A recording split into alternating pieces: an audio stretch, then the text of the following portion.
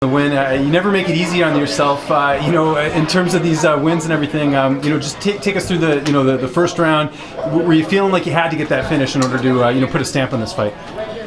I wasn't thinking about getting the finish necessarily because I didn't do well the first round. I was just thinking about getting the finish in general. I always want to finish my fights. I think I only have like 3 or 4 fights that went to decision over, you know, almost 40 fights. So it's just not in my nature to let fights go to decision. And, you know, that first round, he did a very good job on the foot battle. You know, we're opposite stance. He kept his lead foot outside of my lead foot, something that not a lot of guys pick up on all the time. And then once I realized that's all he was doing and he wasn't necessarily as versed on the stand-up as I was, and I started finding my mark. But that guy hits hard. They say he hits hard, he hits freaking hard. How hurt were you in that first round?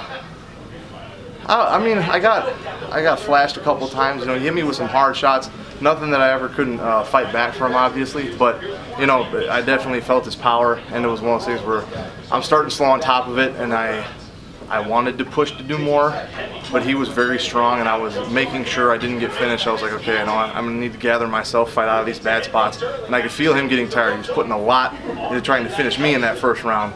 I don't think he banked on me being necessarily as tough and as good on the ground as I was. We talked about experience heading into this fight. Do you feel like that helped you in this fight? Because some guys might have, you know, gone out in the first round after getting hit like that. You were able to come back and get the win. Yeah, I think in this case that helped a lot because I think he's fought a lot of guys that are very tough on the front end. And you know, I've seen a lot of his other fights where he backs up a little bit. This one he came at me a little bit more. You know, he got aggressive, and you know, he's undefeated. Usually when he comes at guys, they start to fold. I'm not like that. So I think in this case it definitely helps. Was there anything about him that surprised you in this fight? A little bit stronger than I thought in general, and you know, he had big power. Like I knew he was going to hit hard, but he hit freaking hard. I could see it coming after I got tagged once and I was like, figured out what he was doing. But he's a very powerful striker, just a little more rudimentary, and you know, on top he's got good jiu-jitsu, but he's very how do I say, like salt of the earth too. Like he wants to get position, even in mount, clamp down on me right away. You know, he got mount a couple times, and I'm very confident my mount escapes.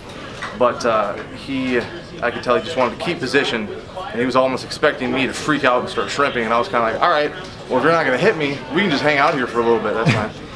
Do you think the referee should have stepped in prior to before you choked him out? I could see him having done it, but man, he kept getting back up. You know, I can't fault him for not stopping it. As a fighter, I want every opportunity myself, and I think he was, you know, concussed for sure before that. And I think a couple of my cornermen said they thought they might have seen him tap when I had that modified anaconda guillotine, but I didn't feel anything. I was just trying to squeeze for dear life.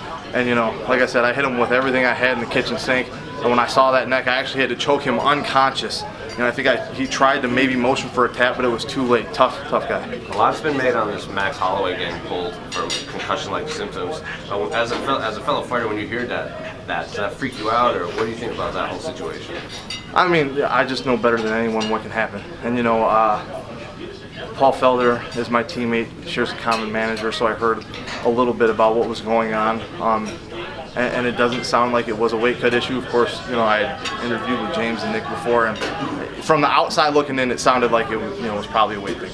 That's just what you would think without any information. But from what I had heard, it sounded like it was just one of those freaking fortunate accidents. And you know, it's a tough sport. I really hope he recovers really fast and they figure out what it was so they can prevent it in the future. 4-1 in the UFC now. Where do you feel like a win puts you tonight?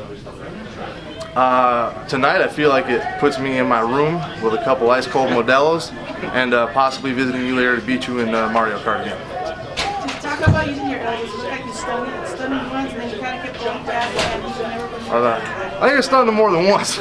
But yeah, I was trying to hit him with everything. You know, the punches weren't having the effect I quite wanted, so I said, hey, maybe I'm going to hit him with something that ain't padded, see if that works. And you know, he ate everything. I'd be really surprised if I didn't give him a concussion, but it wasn't enough to make him go out completely, so I had to resort to my jiu-jitsu. How are you celebrating tonight? Man, I'm just gonna kick back, relax, you know, go have some food with my teammates before their fight tomorrow, you know, hopefully bring their spirits up, call my family and friends and just lay low. So, cheers, Gerald.